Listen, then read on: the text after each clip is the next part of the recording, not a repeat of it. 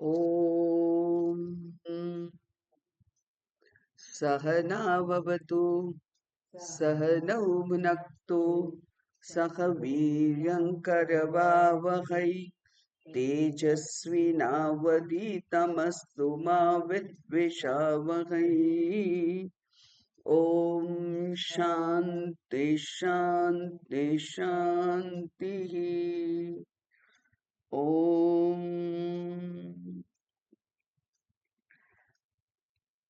नमो भगवते वैवस्वताय मृत्यवे ब्रह्म विद्याचार्याय नचिकेतसे च। ॐ दयाकरं दयाकारं दान्तं धर्मप्रवर्तकं प्रणमामि दयानन्दं मदाचार्यवरं परम्। ॐ शान्ति शान्ति शान्तिः। हरिः ॐ श्री गुरुभ्यो नमः। हरिः ॐ।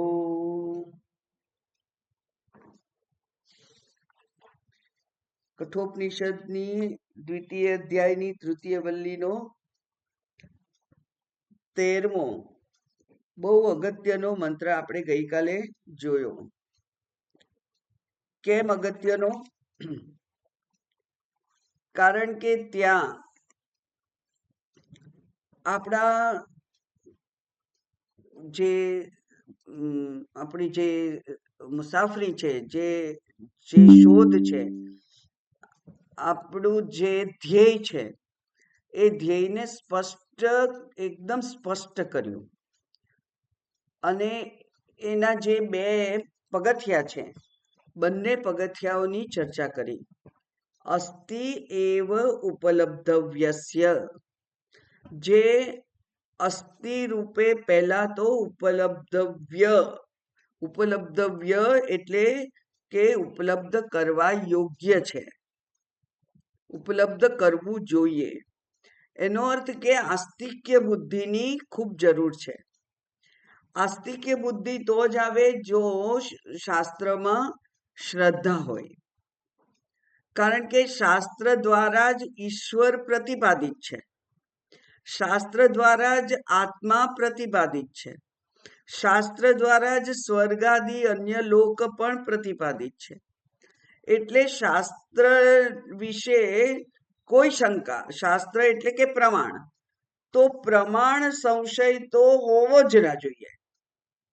શાસ્ત્ર એટલે પ્રમાણ, તો પ્રમાણ સંશય ના ચાલે. પ્રમાણનો તો 100% સ્વીકાર હોવો જોઈએ.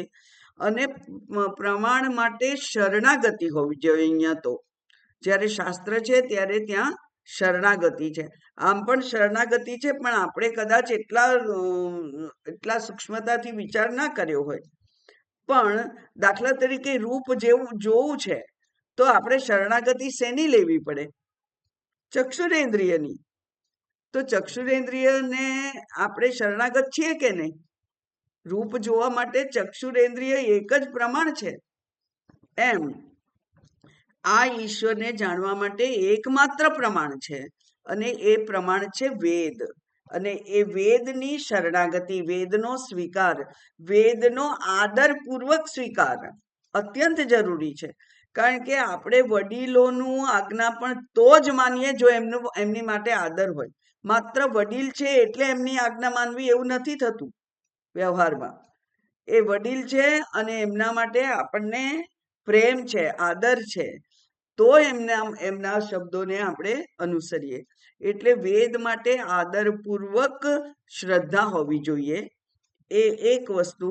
અને તો ઈશ્વર તરફ આપણે અભિમુખ થઈએ. ઈશ્વર, અને ઈશ્વર એટલે જ સર્વ મૂલ્યો. આપણે જોયું તું, વર્ષોથી જોઈએ છીએ, ભગવદ્ ગીતામાં બહુ વિશેષપણે જોઈએ છીએ કે બીજા અધ્યાયમાં સ્થિતપ્રજ્ઞના લક્ષણો કયા, 13મા અધ્યાયમાં જ્ઞાનીના લક્ષણો કયા, 16મા અધ્યાયમાં દૈવી લક્ષણો કયા, અને વચ્ચે વચ્ચે અનેક વખત જે મૂલ્યોનું આપણે આ સાધકે પાલન કરવાનું હોય, માત્ર સાધક નહીં, કોઈ પણ સજ્જન હોય એણે પણ મૂલ્યનિષ્ઠ જીવન જો જીવ્યું હોય તો એને એક પ્રકારનો સંતોષ હોય. તો એ મૂલ્ય એ તો પાયામાં છે. મૂલ્યની ચર્ચા માત્ર ભગવદ્ ગીતામાં કરી છે, બાકી ઉપનિષદોમાં એની બહુ ચર્ચા આવતી નથી.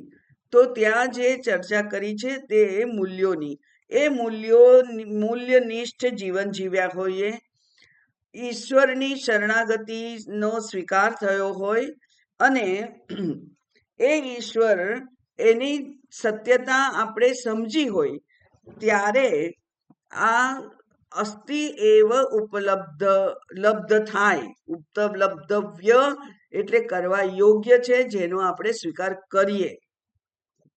અને ત્યાર પછી જ્યારે આ બધો સ્વીકાર થાય ત્યારે શું થાય? તો એ કે છે કે નામરૂપ જે છે એ નામરૂપમાં આપણને બ્રહ્મના દર્શન થાય. નામરૂપમાં પણ આપણને દર્શન કોના થાય? ઈશ્વરના થાય, બ્રહ્મ ના થાય. ઈશાવાસ્યમ ઇદમ સર્વમ એવું કહ્યું છે ઈશાવાસ્ય ઉપનિષદે. એટલે વાસ્યમ એટલે એને છાવવાનું છે, એને શું કહેવાય, છાવરવાનું છે. એટલે ઈશ્વર દ્વારા આપણે એને જાણવાનું છે. ઈશ્વરથી એ આચ્છાદિત છે. ઈશ્વરથી એ આચ્છાદિત છે એવું જાણવાનું છે. તો આખું જગત એ ઈશ્વરથી આચ્છાદિત છે, અને એટલે એ ઈશ્વર દ્રષ્ટિ પણ બહુ જરૂરી છે. બ્રહ્મ દ્રષ્ટિ થાય ત્યાંથી. હવે આ ઈશ્વર દ્રષ્ટિ કરવાથી આ જગતનો આદરપૂર્વક સ્વીકાર થાય છે. અને આદરપૂર્વક જ્યારે ઈશ્વરનો સ્વીકાર કરીએ છીએ ત્યારે ભગવાને એમ કહ્યું કે મારો જે અનન્ય ભક્ત છે એને દદામી બુદ્ધિ યોગમ તમ, એવું ભગવદ્ ગીતામાં કહ્યું. એટલે એના પછી ભગવાનના અનુગ્રહથી આપણી આ વિચાર શક્તિ છે એ સતેજ બને છે. ગુરુની પ્રાપ્તિ થાય છે, શાસ્ત્રની પ્રાપ્તિ થાય છે, અને આ જે બુદ્ધિ છે એનો યોગ્ય ઉપયોગ થઈ અને એ વિચારમાં એ પ્રવૃત્ત થાય છે. આ વિચાર પ્રવૃત્તિ કેવી રીતે થાય છે? વિવેક, વૈરાગ્ય, શમ દમાદિ ષટ સંપત્તિ અને મુમુક્ષુત્વમ એવો જે અધિકારી છે એને. એટલે સૌથી પહેલા અનાત્મા અને આત્મા વચ્ચેનો વિવેક, પછી અનાત્માનો નિષેધ કરી અને પછી અનાત્મા પ્રત્યે વૈરાગ્ય.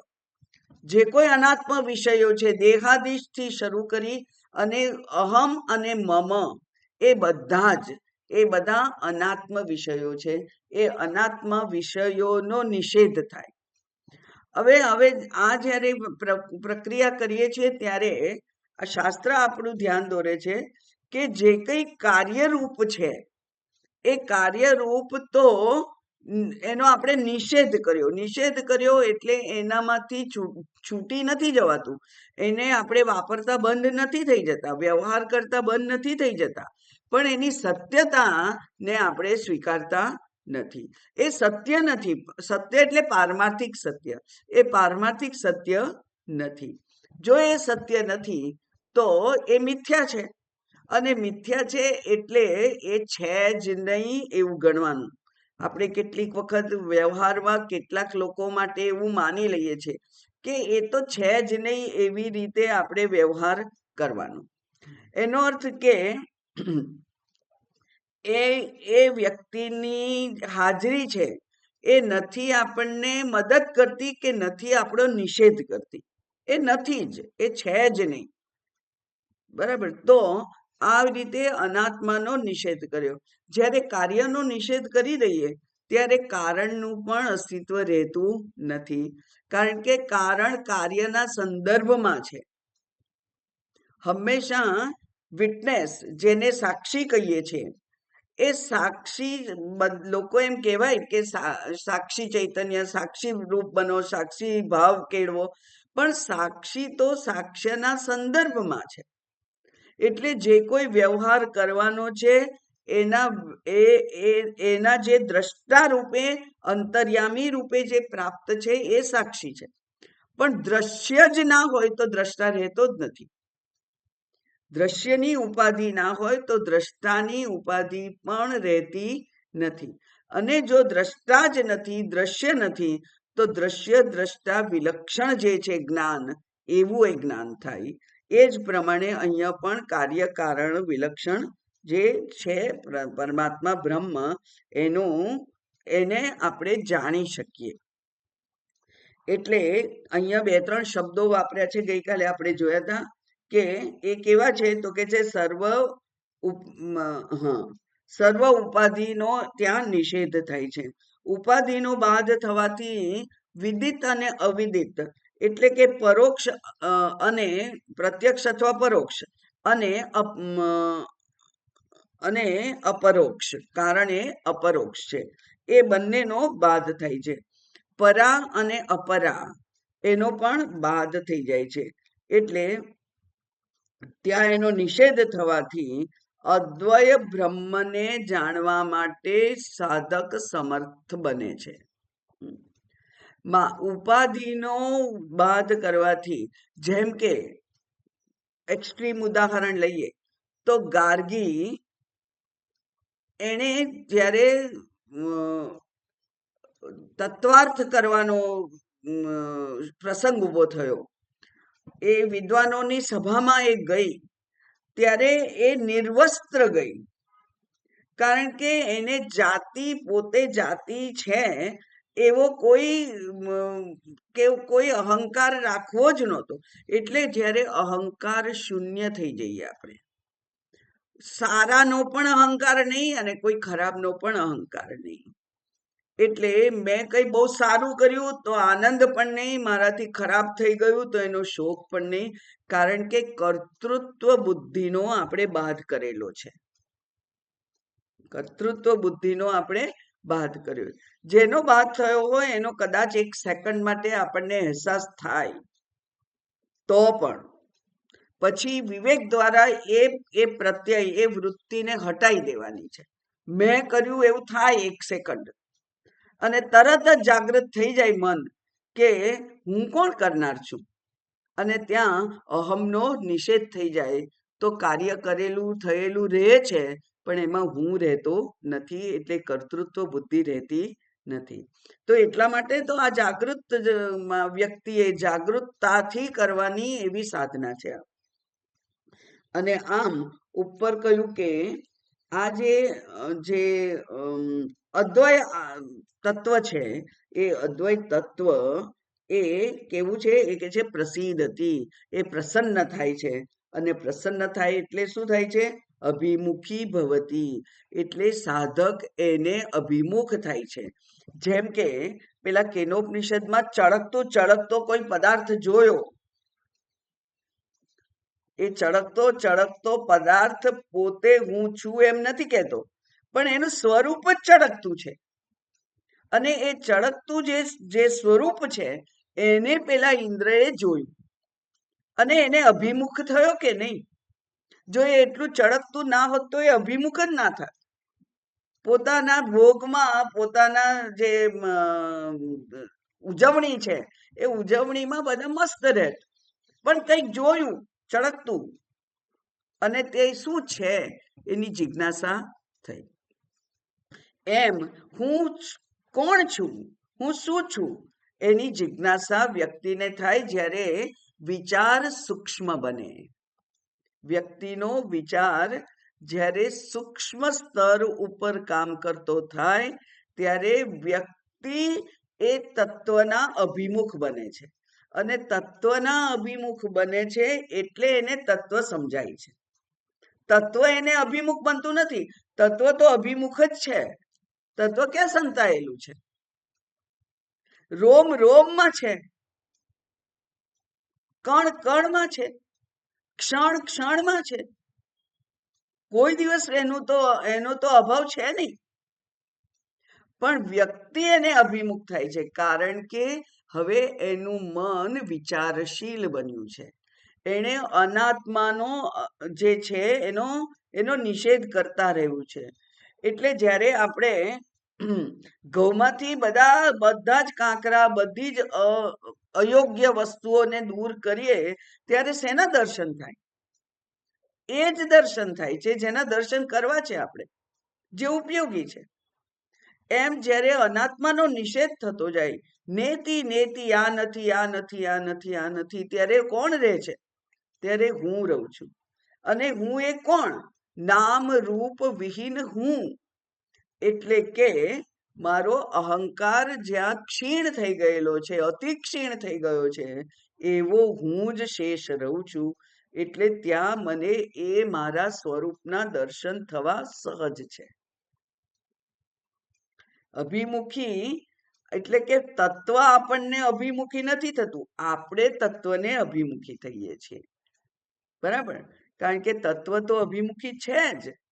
એને અત્યાર સુધી આપણે જાગ જમાળમાં ખોવાઈ ગયેલા હતા, એટલે એને નોંધ લીધી નહોતી.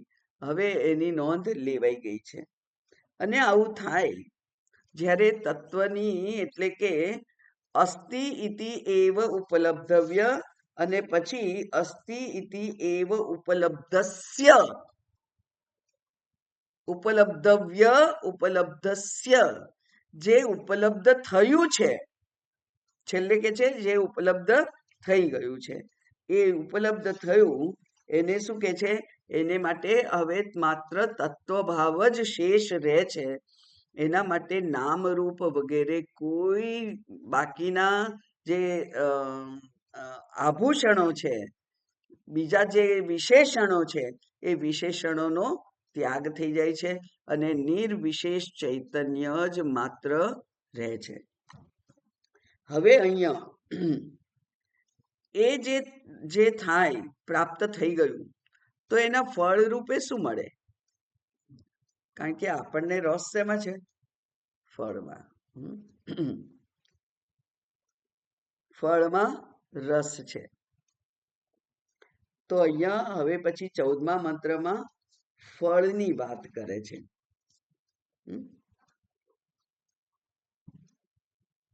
મંત્ર જ એટલો બધો સ્પષ્ટ છે, એટલે શંકરાચાર્યજીએ કોઈ એના માટેનો પ્રસ્તાવના રૂપ શબ્દો લખ્યા નથી.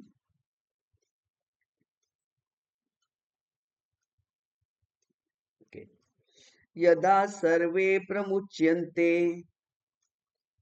કામાયેસ્ય હૃદિશ્રિતાઃ અથ મર્ત્યો અમૃતો ભવતિ અત્ર બ્રહ્મ સમશ્નુતે.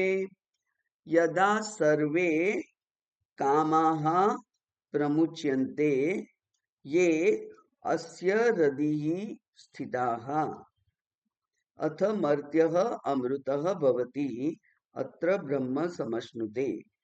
યદા, યદા એટલે જ્યારે, યદા એટલે જ્યારે, જે સમયે અથવા જે પરિસ્થિતિમાં, આપણી જે સ્થિતિ હોય તેમાં, યદા, યદા યહ અસ્ય હૃદિ શ્રિતાઃ, જે આના, અસ્ય એટલે સાધક, અસ્ય એટલે આના, આના એટલે કોના? મારા સાધકના. જે આ સાધકના હૃદયમાં, હૃદયમાં એટલે કે બુદ્ધિમાં, વેદાંતના જે અર્થ છે એના પ્રમાણે વેદાંત એ સાધકના બુદ્ધિમાં આશ્રિતાઃ, બુદ્ધિમાં જ રહેલા છે, બુદ્ધિનો આશ્રય કરીને રહેલા છે, તે સર્વે કામાઃ, તે બધા જ ઈચ્છાઓ, કામનાઓ, પ્રમુચ્યન્તે, મુચ્યન્તે એટલે એ સાધકને એ ઈચ્છાઓ ત્યાગી દે છે, છોડી દે છે. મુચ્યન્તે એટલે એને પેસિવ વોઇસ, પેસિવ કન્સ્ટ્રક્શન કહેવાય. એક્ટિવ અને પેસિવ હોય ને, એ નથી છોડી દેતો, ઈચ્છાઓ એને છોડી દે છે. એટલે ઈચ્છાઓ જે એના હૃદયમાં ઘર કરીને રહી ગયેલી, એ ઈચ્છાઓ હવે આ ઘર છોડી દે છે. કારણ કે આપણને જ્યાં લાભ મળતો હોય ત્યાં જ પેલો જાય ને. હવે એ ઈચ્છાઓ અંદર ભલે રહી, પણ એકે ઈચ્છા સંતોષાતી તો છે નહીં. અહીંયા તો કોઈ આપણું સાંભળતું નથી. કોઈ આપણું જો સાંભળતું ના હોય તો ત્યાં રહેવાનો શું અર્થ? એટલે પ્રમુચ્યંતે એ બધી એને છોડી અને જતી રહે છે. અને ત્યારે ત્યારે પછી શું થાય?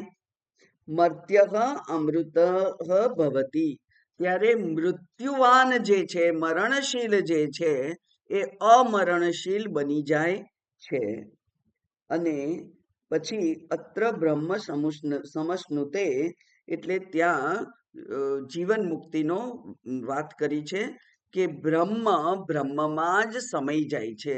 જેવી રીતે પેલું ઘટાકાશ એ દિવાલોના તૂટી જવાથી આકાશમાં એકત્વને પામે છે. એક બની નથી જતું, એક જ હતું. આપણે વચ્ચે દિવાલ ઊભી કરી દીધેલી, એ દિવાલને આપણે જ હટાવી દઈએ તો આકાશ આકાશ જ રહે છે.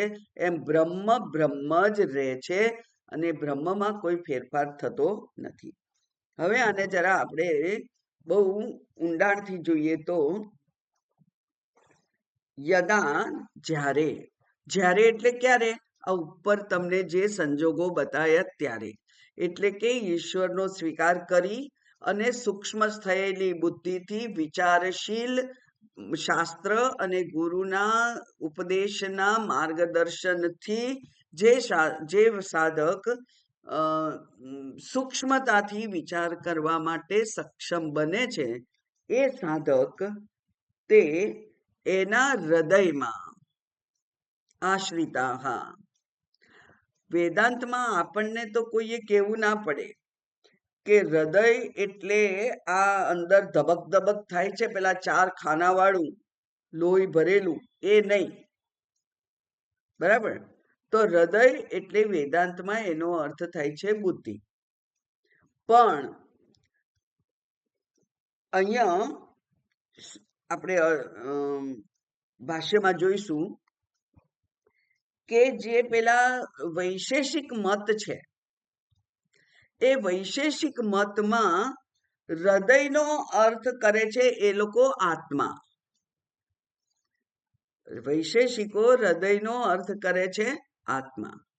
અને એટલે આત્મામાં રહેલી ઈચ્છાઓ, તો આત્માને આશ્રિત તો કશું નથી. આત્મા તો આશ્રય દાતા પણ નથી ને આશ્રય પણ નથી ને આશ્રિત પણ નથી. આત્મા તો ત્રિપુટીમાંથી કશું નથી, એ તો માત્ર પ્રકાશે છે. એટલે આત્મા એવો જે વૈશેષિકોએ અર્થ કરેલો, એ અર્થનો અહીંયા જવાબ આપવા માટે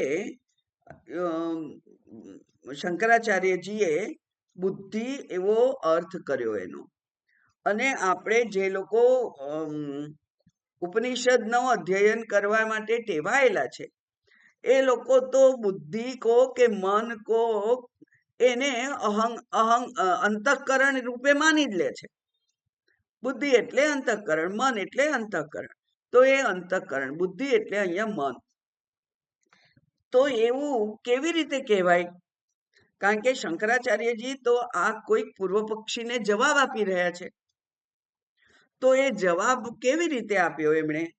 કારણ કે પૂર્વ પક્ષી પાસે તો હૃદય એટલે આત્મા, એના માટેનો કોઈ શ્રુતિ પ્રમાણ નથી એમની પાસે. શ્રુતિમાં કોઈ જગ્યાએ કહ્યું નથી કે હૃદય એટલે આત્મા ગણવું. તો પછી એમનું તો જે મત છે, એ મત ખાલી એમનું માન્યતા છે. પણ માન્યતાને તો એને આપણે નિર્મૂળ કરવી પડે. અને એટલે શંકરાચાર્યજી તો ત્યાં ભાષ્યમાં એનું શ્રુતિ પ્રમાણ આપે છે. અને શ્રુતિ પ્રમાણ શું છે?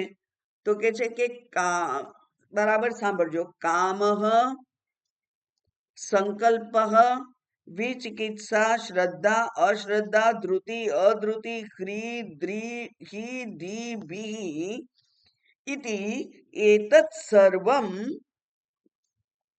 મન એવ. છેલ્લો શબ્દ છે મન એવ, અને પહેલો શબ્દ જે અત્યારે આપણા કામનો છે એ છે કામ. એટલે કામ એટલે કામનાઓ, ઈચ્છાઓ, સંકલ્પો. વિચિકિત્સા એટલે સંશય, શ્રદ્ધા, અશ્રદ્ધા, ધૃતિ. ધૃતિ એટલે દેહાદિની શિથિલતાને સંભાળવી. ધૃતિ, કારણ કે દેહ તો શિથિલ થઈ જાય છે, એવી જ રીતે મન બુદ્ધિ પણ શિથિલ થઈ જાય છે ને. ક્યારેક થાકી જઈએ છીએ આપણે, હારી જઈએ છીએ પરિસ્થિતિથી, ત્યારે આપણા મન અને બુદ્ધિ છે એ સ્ટ્રોંગ રહેતા નથી, પણ એને આપણે મનોબળથી પકડી રાખીએ છીએ. તો એને કહેવાય ધૃતિ, એટલે ધારણ કરવું. એને ધારણ કરી રાખીએ છીએ, નહીં તો એ મૂળથી ઉખડી જવા માટે જાણે કે બધા સંજોગો ત્યાં નિર્માણ થઈ ગયેલા છે. પડી ભાગીએ આપણે, એવું કહીએ છીએ ને ગુજરાતીમાં, એને કે આપણે પડી ભાગીએ છીએ. તો પડી ભાગીએ છીએ એટલે નથી મનની શક્તિ, બુદ્ધિની શક્તિ રહેતી, નથી શારીરિક શક્તિ રહેતી, માત્ર આપણું અસ્તિત્વ રહે છે, જાણે કે ચેતના વગરનું એવું આપણું અસ્તિત્વ ત્યાં રહે છે. તો એવી જે સ્થિતિ છે એને ધૃતિ કહેવાય. ધૃતિ કહેવાય એટલે કે શિથિલતા હોવા છતાં પણ પોતાના અસ્તિત્વને ઊભું રાખવું, એને કહેવાય કે એને સાબુત રાખવા માટે જે શક્તિ છે એનું નામ છે ધૃતિ. સરસ શબ્દ છે, એટલા માટે આટલું વર્ણન કર્યું મેં. કારણ કે આપણા પોતાના અનુભવો હોય છે કે કોઈક એવી સ્થિતિ ઊભી થઈ જાય જ્યારે આપણે બરાબર વિચારી ના શકીએ, નિર્ણય ના કરી શકીએ, શારીરિક રીતે ઊભા ના રહી શકીએ. એ જે સ્થિતિ છે એનું નામ એ છે શિથિલતા, અને એનાથી એને સંભાળવાની જે શક્તિ છે એનું નામ છે ધૃતિ. તો ધૃતિ, અધૃતિ,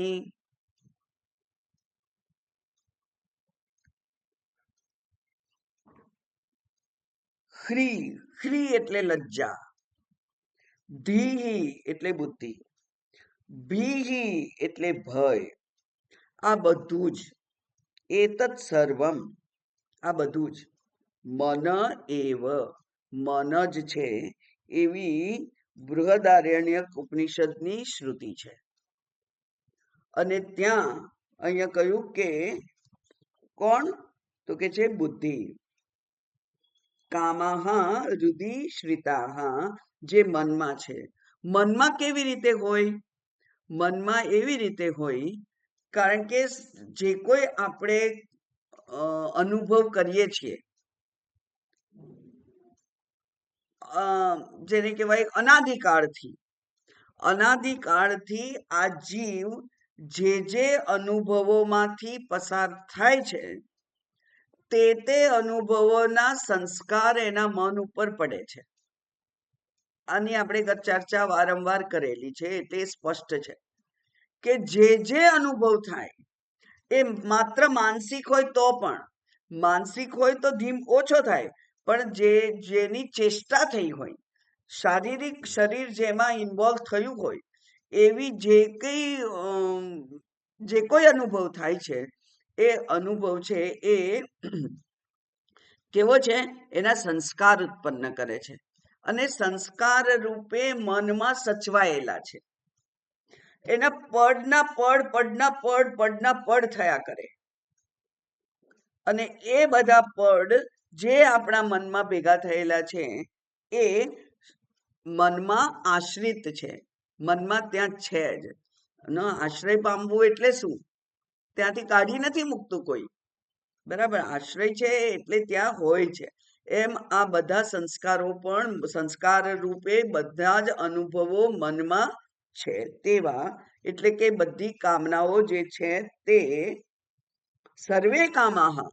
હવે સર્વે, જ્યારે સર્વ કહ્યું ત્યારે બધી જ કામના, એવો આપણે અર્થઘટન કરીએ, પણ ખરેખર તો એવું છે કે ભગવાને એમ કહ્યું ભગવદ્ ગીતામાં કે ધર્મ અવિરુદ્ધ કામ અહમ અસ્મિ.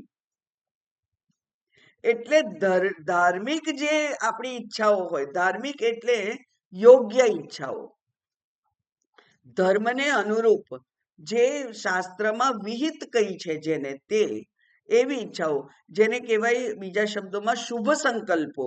એ શુભ સંકલ્પો હોવા એ કોઈ ગુનો નથી. એને કાઢી મૂકવાના નથી, એને રાખવાના છે. એને નિષેધ કરવાનો નથી, નકારવાના નથી, એને અનુસરવાના છે. તો જેવા કેવા કેવા સંકલ્પો? તો એ કે છે કે ધર્મ અવિરુદ્ધ અને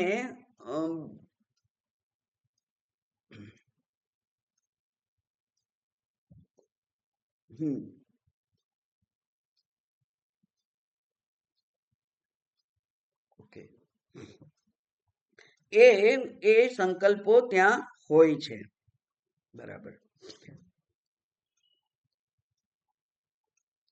એને છોડી દે છે. જ્યારે આપણે એને અગત્ય ના આપીએ, જ્યારે આપણે એને અટેન્ડ ના કરીએ. આપણે વ્યવહારિક ઉદાહરણ જોયેલું છે, અનેક વિદ્વાનોએ આપેલું છે. એ છે કે પેલા લગ્નમાં એક માણસ ગયો અને બહુ બધી દાદાગીરી કરવા માંડી. સ્ત્રી કન્યા પક્ષમાં, વર પક્ષમાં, અહીંયાથી જઈને ત્યાં દાદાગીરી, ત્યાંથી જઈને અહીંયા બહુ માગણીઓ કરે. અને પછી આ લોકો થાક્યા એટલે કહ્યું કે આ કોણ છે? અને જ્યારે આ કોણ છે એવી ચર્ચા થતી હોય એવું એને અનુભવ્યું અને એ ત્યાંથી જતો રહ્યો.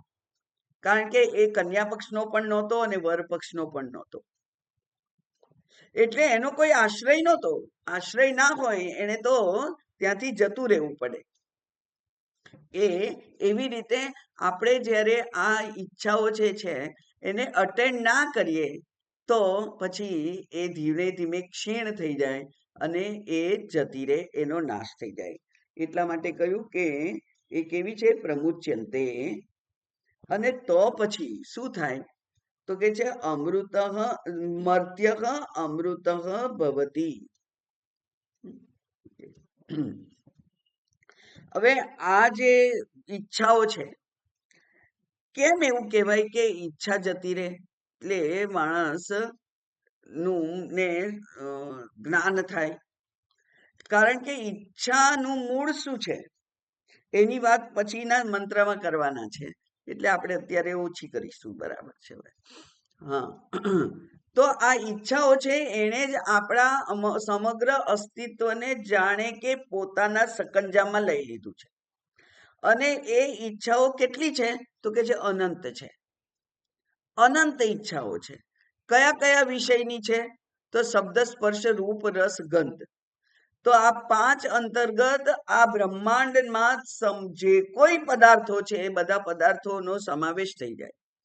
એ શબ્દ, સ્પર્શ, રૂપ, રસ, ગંધની જે કોઈ ઈચ્છાઓ છે તે ઈચ્છાઓ એને આપણો પર અધિકાર જમાવેલો છે. અને આપણે એને જો પૂર્તિ કરતા જઈએ તો એ કોઈ દિવસ એ સ્ટોક ખલાસ થવાનો નથી. એટલે કે આપણે સતત કામમાં જોડાયેલા રહીશું. જો સતત ઈચ્છાઓ જ પૂરી કરવામાં રહીશું, સતત ઈચ્છા પૂરી કરવામાં જ આપણો સમય અને શ્રમ બધું જ જો વપરાઈ જશે તો પછી આ આત્મતત્વનો વિચાર ક્યારે થશે? અને એવું જ્યારે એનામાં વિવેક આવે છે ત્યારે એ આ જે ઈચ્છાઓ છે, કારણ કે એના પરીક્ષે લોકાન કર્મચિતાન બ્રાહ્મણા નિર્વેદ માયાત. એને પરીક્ષા કરી કે આ જે કર્મ કરું છું ઈચ્છાઓ પૂરી કરવા માટે, એનાથી તો મને કઈ કાયમની લાભ થતો નથી, કાયમની શાંતિ થતી નથી. એ તો એક પછી એક આવ્યા જ કરે છે, ચેઇન છે. અને એ ચેઇનને ક્યાંક તોડવી પડે. અને એટલે એને જ્યારે ખબર પડે છે કે આ બધું તો જેને કહેવાય તત્કાલિક ફળ આપનાર છે, અનિત્ય ફળ આપનાર છે. વિષયો પોતે પણ અનિત્ય છે અને એ વિષય ભોગવવાથી ફળ પણ જે મળે છે તે અનિત્ય છે. અનિત્ય ફળ માટે મારો બહુ જ કિંમતી એવો સમય અને શ્રમ હું વેડફી રહ્યો છું એવું જ્યારે એને ભાન થાય, ત્યારે પછી એ વિષયો પાછળની પોતાની દોડ છે એને બ્રેક મારે છે અને એ જે દિશામાં શ્રમ કરવો છે. કારણ કે એક જગ્યાએ ભાષ્યમાં શંકરાચાર્યજીએ કહ્યું કે સમાન શ્રમ હોવા છતાં પણ મને ખબર નથી કેમ લોકો અનિત્ય વિષયોને પ્રાપ્ત કરવા માટે મહેનત કરે છે. જે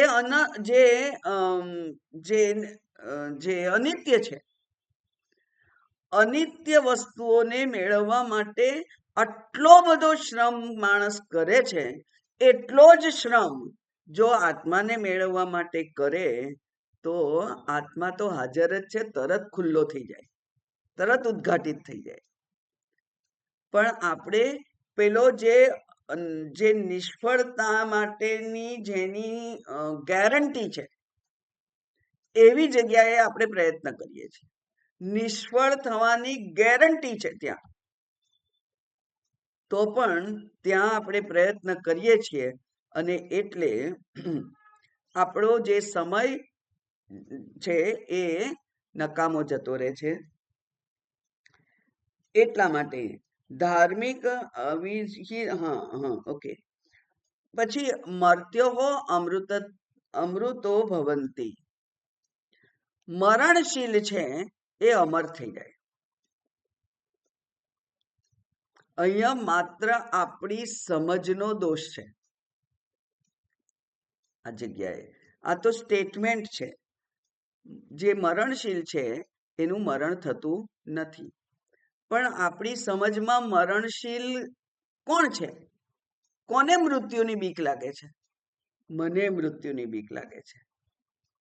તો મૃત્યુ કોનું થવાનું છે? મૃત્યુ તો શરીરનું થવાનું છે.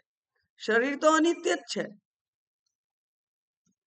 તો એનું મૃત્યુ થાય એ કદી અમર ના થઈ શકે. શરીર કદી અમર થઈ શકે નહીં. એટલે વસ્તુ કે વ્યક્તિ કદી પોતાના સ્વભાવને છોડી શકે નહીં. આપણે પાણી ગરમ કરીએ છીએ, થોડીક જ વારમાં ઠંડુ થઈ જાય છે, કારણ કે એનો સ્વભાવ શીતળ છે. અને અગ્નિને સાઇબેરિયા જેવા -60-70 જ્યાં ટેમ્પરેચર છે ત્યાં લઈ જઈએ તો પણ અગ્નિ ગરમ જ રહેવાનો છે, અગ્નિ ઠંડો પડી જશે નહીં. તો અગ્નિનો સ્વભાવ ગરમ રહેવાનો છે, જળનો સ્વભાવ શીતળ રહેવાનો છે, વાયુનો સ્વભાવ વહેવાનો છે. એટલે પેલો અર્જુન કહે છે કે વાયુરીવ દુષ્કર, એ વાયુને મુઠ્ઠીમાં પકડવા જેવું છે. વાયુને મુઠ્ઠીમાં પકડાય નહીં, એ તો વહેતો જ રહે, એનો સ્વભાવ છે. તો જેનો જે સ્વભાવ હોય એનું વર્તન એ જ પ્રમાણે થાય. એટલે આ શરીર મૃત્યુવાન છે, તો એ શરીરનું મૃત્યુ થવાનું જ છે. શરીર અમર ના થઈ શકે, પણ મારી દ્રષ્ટિ જે શરીર ઉપર છે એમાંથી એ દ્રષ્ટિને હું જો આત્મા તરફ લઈ જઉં અને આત્મામાં સ્થિર કરું તો આત્મા તો અમર જ છે. એટલે કે જે પોતાને મર્ત્ય માનતો તો તે હવે અમર થઈ જાય છે, કારણ કે મર્ત્ય શરીરમાંથી એણે એની જે બુદ્ધિ હતી એને હટાવી દીધી અને આત્મામાં એ બુદ્ધિને, એ દ્રષ્ટિને સ્થિર કરી, તો એ પોતે અમર થઈ જાય છે. આત્મ સ્વરૂપે અમર થઈ જાય છે. દેહ સ્વરૂપે, દેહ રૂપે, સ્વરૂપ નહીં, દેહ રૂપે તો એ મર્ત્ય જ છે. પણ અનાદિકાળથી ચાલતું આવતું અજ્ઞાન છે. હું મને દેહ જ માનું છું, દેહ જેટલો જ મર્યાદિત માનું છું, દેહ જેટલો જ વિકારી માનું છું. બરાબર? તો એવો જે વિકારી છે એ એટલે કે ક્ષણે ક્ષણે બદલાતો આ દેહ છે, એ દેહ કદી અમર હોઈ શકે નહીં. દેહના દ્રષ્ટિકોણથી એ અમર નથી થતો, પણ એનો દ્રષ્ટિકોણ બદલાઈ જાય છે. એટલે એ પોતે પોતાને મર્ત્યવાન માનતો હતો, એના બદલે હવે એ અમર થઈ જાય છે. અને અમર થઈ જાય પછી શું થાય? તો દેહ પછી કાયમ રહે? આ જ્ઞાનીનો દેહ કાયમ રહે? ના, દેહ તો દેહના ધર્મ પ્રમાણે વિઘટન થાય જ, એનું ક્ષીણ થાય અને એનો અંત પણ આવે, મૃત્યુ પણ થાય. પણ ત્યારે જે આ ચેતન છે, એ ચેતન છે એણે બીજા શરીરમાં જવું પડતું નથી, કારણ કે હવે જ્ઞાનથી જ્ઞાનાગ્નિ સર્વ કર્માણી ભસ્મસાત કુરુતે. તો આ જ્ઞાનને કારણે આ અહમ જે છે, હું જે છે, સૂક્ષ્મ શરીર જે છે, એ અહંકારના પોતે માનેલા બધા જ કર્મો હવે એ બળી જાય છે. કારણ કે આપણને નવો શરીર અપાવનાર છે આપણા જૂના કર્મો, જેને મેં અહમ બુદ્ધિથી કરેલા. હું કરું છું એમ કરી અને કર્મો કરેલા. હવે કર્મમાં ધ્યાન રાખવાનું કે એ સામાન્ય કર્મ હોય કે પુણ્ય કર્મ હોય. યજ્ઞ મેં કરાયો, યજ્ઞ મેં કરાયો, મેં કર્યો, યજમાન હું છું, તો પછી એ અહંકાર બુદ્ધિ થઈ ગઈ. અને અહંકાર બુદ્ધિ થઈ ગઈ એટલે એ પુણ્ય પણ બાંધનાર બને. જેમ પાપ બાંધનાર બને છે, એમ પુણ્ય પણ બાંધનાર બને. એટલે કે આપણે પાપ અને પુણ્ય જે અપાવે એવા યોગ્ય અયોગ્ય કર્મમાંથી નિવૃત્ત નથી થવાનું, ના થઈ શકાય. કારણ કે ભગવાને કહ્યું કે કોઈ નહીં ક્ષણમપી જાતું અકર્મકૃત. એક ક્ષણ માટે પણ કોઈ અકર્મકૃત ના રહી શકે. કર્મ તો કરવાના જ છે, પણ એ કર્મ હું કરું છું એવી જે અહમ બુદ્ધિ છે ત્યાં, એ અહમ બુદ્ધિનો ત્યાગ કરવાનો છે. તો અહમ બુદ્ધિનો જ્યારે ક્ષીણ થઈ જાય, જ્યારે અહમ બુદ્ધિનો બાધ થઈ જાય. કેવી રીતે બાધ થઈ શકે? જાગૃતતાથી એ કરવાથી એનો બાધ થઈ શકે. તો એ અહમ બુદ્ધિનો બાધ થઈ જાય છે ત્યારે પછી બ્રહ્મ સમશ્નુતે, બ્રહ્મ બ્રહ્મમાં સમાઈ જાય છે. એટલે કે ઘટાકાશ મહાકાશમાં સમાઈ જાય છે, જાણે કે. એ તો એક જ હતું. આ દિવાલ, ભલે દિવાલ આપણને કર્મના બંધનથી મળી, પણ એ દિવાલ મનથી હું નથી એવું માની શકું. જેમ કે કેટલાક બહુ જૂના જમાનામાં કેટલાક કુટુંબો 1, 2, 3, 4 પેઢી થઈ જાય ને પછી એ કુટુંબના, એટલે કે ભાગ હોય ઘર, એના ભાગ કરી દેતા હતા. ભાગ કરીને એમ કે આનું ને આનું, પણ તોય બધા રહેતા હોય સાથે. એટલે વ્યવહારથી ભલે ભાગ કરી નાખ્યા, પણ એ લોકો મનથી સાથે રહેતા હતા, એકત્વ હતું. એવું આ જે હું કરું નથી કરું, તો મારે નથી કરવું એવું મારે મનથી નક્કી કરી દેવાનું હોય, કર્મ થયા કરે. આખા સમગ્ર શાસ્ત્રનો સાર આ મંત્રમાં છે. એટલે હવે આપણે એને ભાષ્ય દ્વારા જોઈએ. એવમ, ઉપર કહ્યું એ પ્રમાણે, ઉપર શું કહ્યું કે બ્રહ્મ અસ્તિ માંથી બ્રહ્મ અસ્મિ એવું જે જ્ઞાન થાય એ જ દ્રઢ જ્ઞાન છે. એ કરનાર કોણ હોઈ શકે? તો કે છે પરમાર્થાત્મદર્શિનઃ. જેને પરમાર્થાત્મદર્શી હોય, પોતાના આત્મા માટે, એટલે કે પોતાના માટે પરમાર્થ દ્રષ્ટિ હોય. અને પારમાર્થિક સત્ય શું છે? બ્રહ્મ જ સત્ય છે, એ પારમાર્થિક સત્ય છે. બરાબર? અને આ શરીરથી માંડી અને શરીરથી વ્યવહાર થતા હોય તે બધું જ એ વ્યવહારિક સત્ય છે. એટલે પારમાર્થદર્શિનઃ, એટલે પોતાને એ આત્મ સ્વરૂપે જ જે જાણે છે તે, જેણે પોતાને પરમાત્મા રૂપ જાણ્યો છે. એટલે કે જીવાત્મા રૂપનો નિષેધ થઈ ગયો છે, જીવાત્માનો બાધ થઈ ગયો છે. બરાબર? બાધ થયો છે એવું કેમ કહેવું પડે છે આપણે?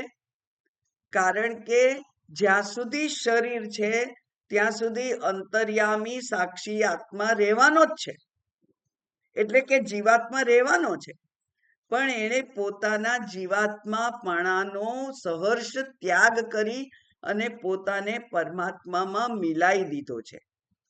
પરમાત્મામાં એણે પોતાને સમાવી દીધો છે, એવો જે છે તે, એટલે પોતાને જે પરમાર્થ સત્ય સ્વરૂપ જાણે છે તેવો યદા યસ્મિન કાલે સર્વે કામાહ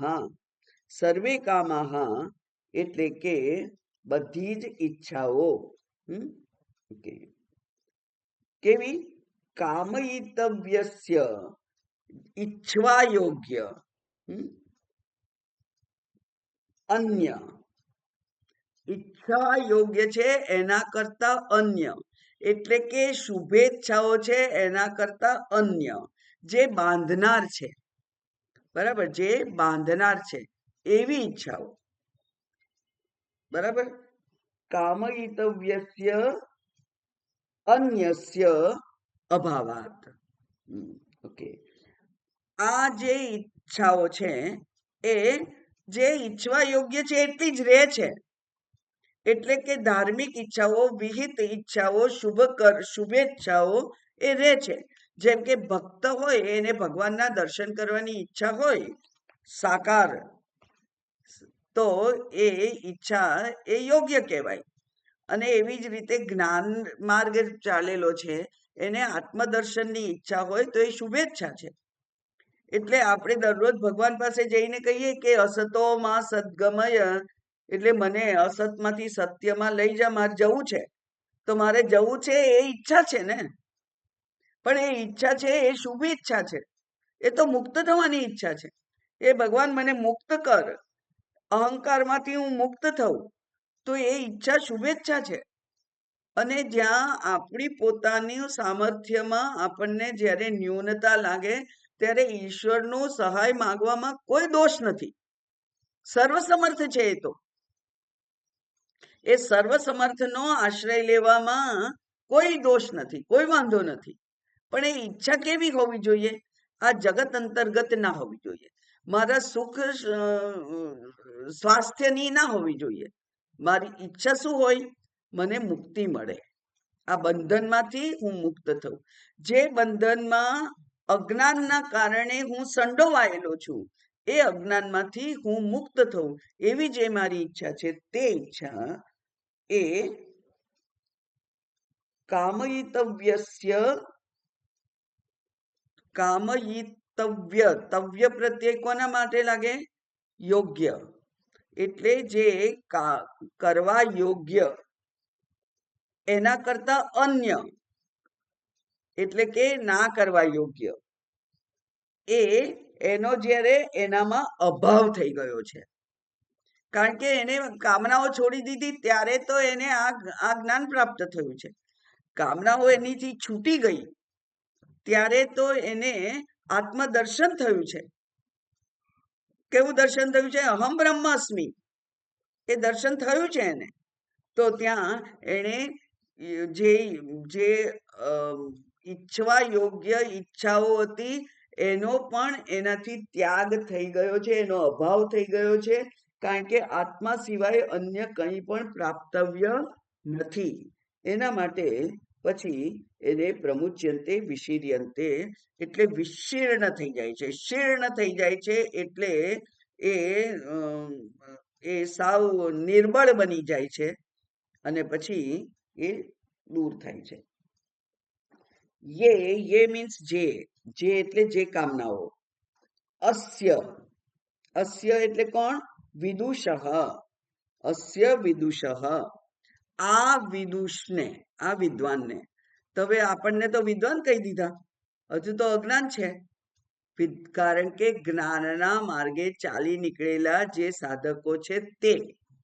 એટલે અસ્ય વિદુષઃ પ્રાક બોધ, એને બોધ થયો, અહમ બ્રહ્માસ્મિ એવો બોધ થયો તે પહેલા જે ઈચ્છાઓ હૃદય એટલે બુદ્ધવ, બુદ્ધિમાં એટલે મનમાં સંસ્કાર સ્વરૂપે જે ઈચ્છાઓ હતી આશ્રિતા એ કેવી છે તો કે છે હા, પછી આશ્રિતા કરીને ત્યાં પૂર્ણ વિરામ કરી દીધું.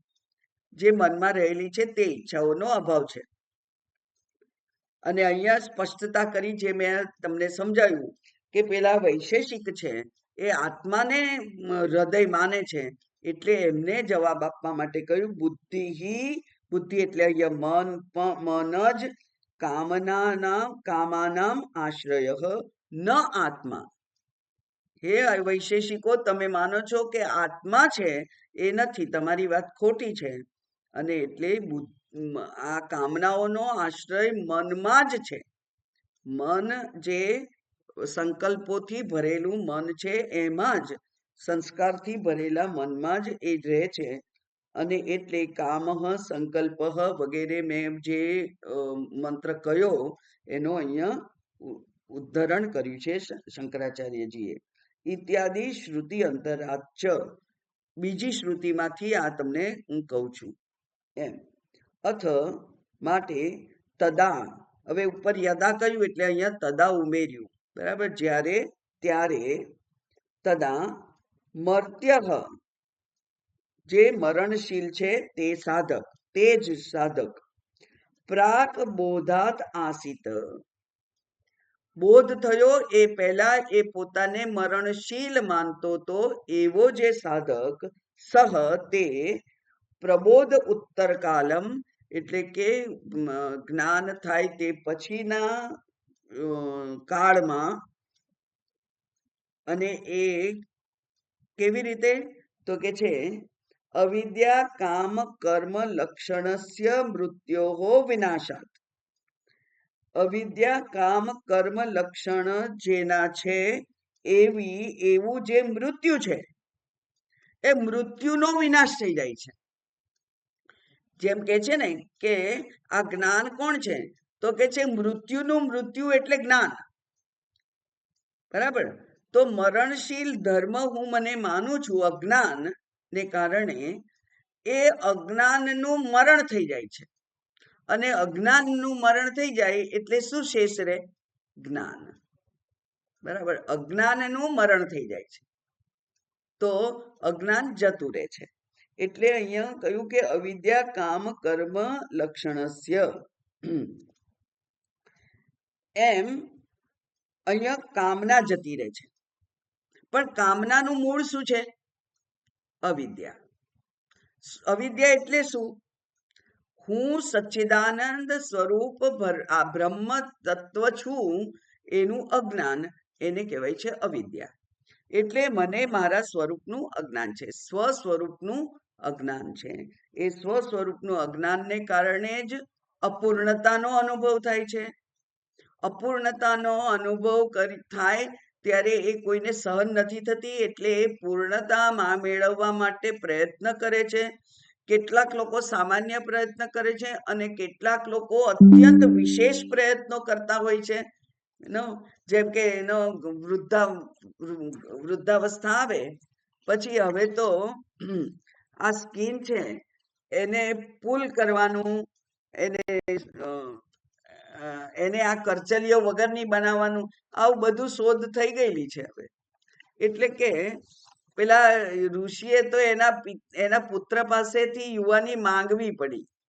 આપણને તો વિજ્ઞાને યુવાની આપવાનું રચના કરી દીધી છે. એટલે વિજ્ઞાન દ્વારા આપણે આ કરચલીઓને પણ હટાવી શકીએ. પેલું રંગ કરવાનું તો ક્યારનું આવેલું છે, બરાબર. એટલે ત્યાંથી તો ઉંમર દેખાય નહીં. પછી આ કરચલીઓ પણ જતી રહે તો ત્યાંથી પણ ઉંમર ના દેખાય. પછી આ દાંત છે, એ તો બધા જ આર્ટિફિશિયલ દાંત મુકાવો તો એ ચાલે. એટલે કે અહીંયા દાંતમાં વચ્ચે ખાડા પડી જાય અને ઉંમર દેખાય, એવું પણ થવાનું નથી. અચ્છા, આ જે આંખો છે તે ચશ્મા છે, એને પણ એ ચશ્મા દૂર થઈ જાય એવા ઓપરેશન થતા હતા ને થાય છે. એટલે કોઈ એવી નિશાની બાહ્ય નિશાની રહેતી નથી કે તમારી ઉંમર થઈ, સિવાય કે કાન. એમાં સારા સારા મશીન તો દેખાય જ નહીં એવા આવે છે. જો એ સૂટ થઈ જાય આપણને તો મશીન આવે છે. એક પણ એવી જગ્યા રહી નહીં કે જ્યાંથી ઉંમર દેખાય. એટલે આ કેવું છે? અવિદ્યા. પૂર્ણતા માટે બધા આસમાન જમીન એક કરી અને આપણે યુવાન દેખાવાનો પ્રયત્ન કરીએ, કારણ કે અપૂર્ણતા આપણને માન્ય નથી. એટલે અપૂર્ણતામાંથી પૂર્ણતાને ઈચ્છા માટે કાર્ય એટલે કે ઈચ્છા, પછી કામ, કર્મ, અને કર્મ પછી કર્મફળ, અને કર્મફળને ભોગવવા માટે નવું શરીર. આ ચક્ર ચાલુ રહે છે, જેને અવિદ્યા ચક્ર કહેવામાં આવે છે વેદાંત શાસ્ત્રમાં. એ અવિદ્યા ચક્ર ચાલુ રહે છે અને એનો નાશ થઈ ગયો છે. હવે અવિદ્યાનો નાશ થઈ ગયો છે, કારણ કે મને તો મારા પૂર્ણ સ્વરૂપનું જ્ઞાન થઈ ગયું છે. અને એટલે એનો નાશ થઈ જવાને કારણે, એનું મૃત્યુ થઈ જવાને કારણે વિનાશાત એનો વિનાશ થઈ ગયો છે. એટલે અમૃત ભવતી, એટલે પોતે બ્રહ્મ છે એવું એ જાણે છે. જેવી રીતે શાસ્ત્રમાં ઉદાહરણ છે કે પેલો 10મો છોકરો ખોવાઈ ગયેલો, એ પેલા વિદ્વાન વ્યક્તિના ઇન્ટરવેન્શનથી એ વિદ્વાન વ્યક્તિ એમાં વચ્ચે પડ્યો કે તમારું દુઃખનું કારણ શું છે? તો કે 10મો ખોવાઈ ગયો છે. અને એને જોયું કે અહીં તો 10 દેખાય છે, અને એને ખાલી ગણ્યા, બધાને ઉભા રાખ્યા, 1 2 3 4 5 6 7 8 9. ત્વમ દશ, તું 10મો. હા, બરાબર. તો 10મો બહારથી ક્યાંયથી આવ્યો નથી, ખોવાઈ ગયેલો હતો નહીં, હતો જ, પણ મારી સમજ ફેર થતી હતી. હું મને જ ભૂલી જતો હતો. એમ હું મારા સ્વરૂપને જ ભૂલી જઉં છું, અને મને હું અપૂર્ણ, અસુખી, કરતા, ભોગતા માનવા માંડું છું. તો એ તો મારી જ ભૂલ છે. એટલે મારા વિસ્મરણથી થયું એવું. પેલા 10માને પોતાના વિસ્મરણથી 9 જ ગણતો હતો. એમ અહીંયા આપણને પણ શું થાય છે કે અહમ અકર્તા આત્મા, તો હું કરતા કેવી રીતે બન્યો? આ બધું મેં ભેગું કરેલું છે, આ ઘર મેં બાંધ્યું છે, આ મેં કમાયેલું છે. ક્યાંથી આવ્યું બધું? જો પોતાને કરતા માનીએ તો જ આ એ થાય, પણ આત્મા માનીએ તો, આત્મા છે એવું જાણીએ તો કર્તૃત્વ રહેતું નથી. આત્મા તો કરતોય નથી, કરાવતોય નથી, ન કરોતી ન કારયતી.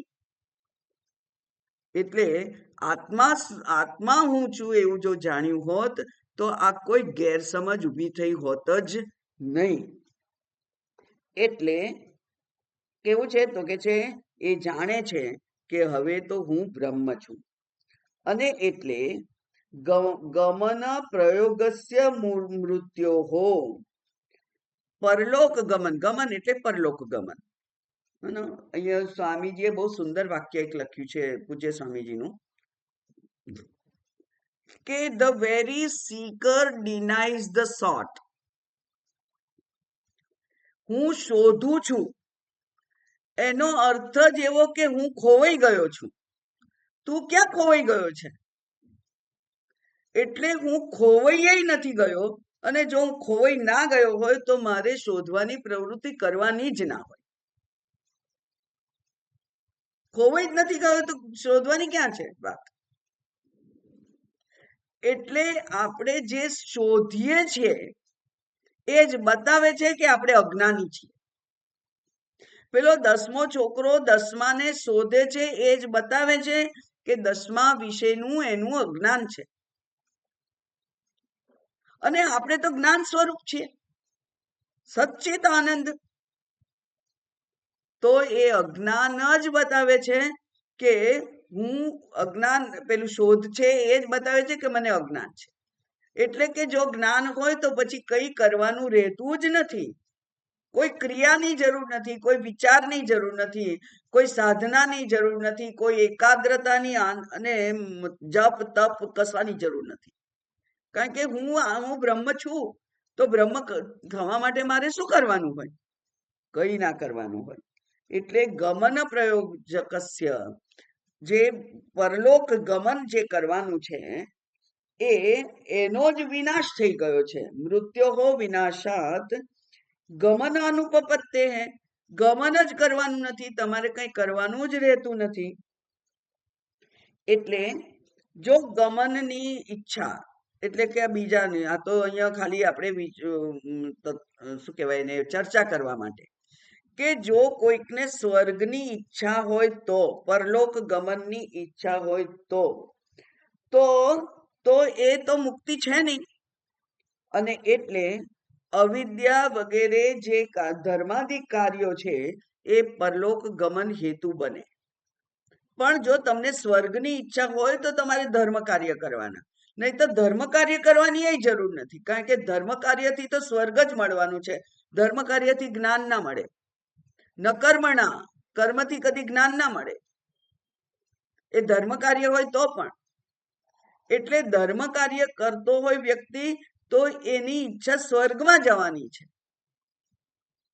પણ જો ગમનની ઈચ્છા જ ના હોય તો પછી ગમન હેતુ જે અજ્ઞાન છે એ જો ના હોય તો પછી ગમનનો પણ વાત કરવાની રહેતી નથી.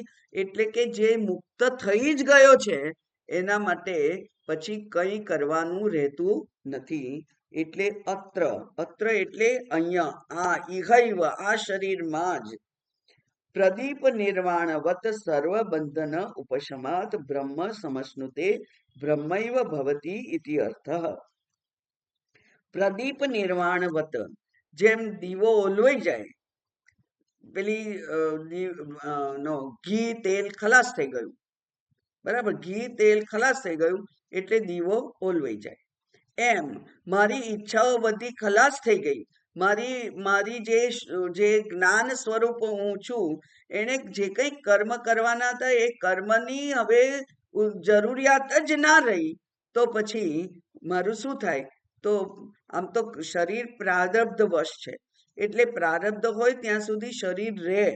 પણ પ્રારબ્ધ ખલાસ થઈ જાય પછી એ જે જીવાત્મા છે એને બીજા શરીરમાં જવાનું રહે નહીં. એટલે કે પ્રારબ્ધ ક્ષય થયો એનો અર્થ શું થયો? કે પેલું તેલ ખલાસ થઈ ગયું. કારણ કે અજ્ઞાન એ હેતુ છે. અજ્ઞાન હેતુથી નવો જન્મ મળે છે. અજ્ઞાનના કારણે અજ્ઞાન જ નથી રહ્યું, એટલે કે તેલ જ નથી રહ્યું, તો પછી દીવો પ્રગટેલો રહે નહીં. એટલે જેવી રીતે દીવામાં તેલ ખલાસ થઈ જાય અને દીવો ઓલવાઈ જાય, એમ પ્રારબ્ધથી મળેલું આ જે શરીર છે એમાં અજ્ઞાન રૂપી તેલ જ નથી. તો પછી હવે એને બીજું આગળ શરીર મળવાનું નથી.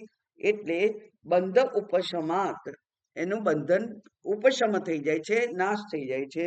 અને એટલે બ્રહ્મ ઇહૈવ સમશ્નુતે બ્રહ્મૈવ ભવતી, એ બ્રહ્મ જ બને છે. જેવું એક મહાવાક્ય છે કે બ્રહ્મવિદ બ્રહ્મૈવ ભવતી, અથવા બ્રહ્મવેદ બ્રહ્મૈવ ભવતી. બ્રહ્મને જે જાણે છે તે બ્રહ્મ જ છે, એવું અહીંયા નિશ્ચય થઈ ગયો. વિશેષ આવતી વખતે. ઓમ પૂર્ણમદ પૂર્ણમિદમ પૂર્ણાત પૂર્ણમુદચ્યતે પૂર્ણસ્ય પૂર્ણમાદાય પૂર્ણમેવાવશિષ્યતે. ઓમ શાંતિ શાંતિ શાંતિ. હરિ ઓમ. શ્રી ગુરુભ્યો નમઃ. હરિ ઓમ.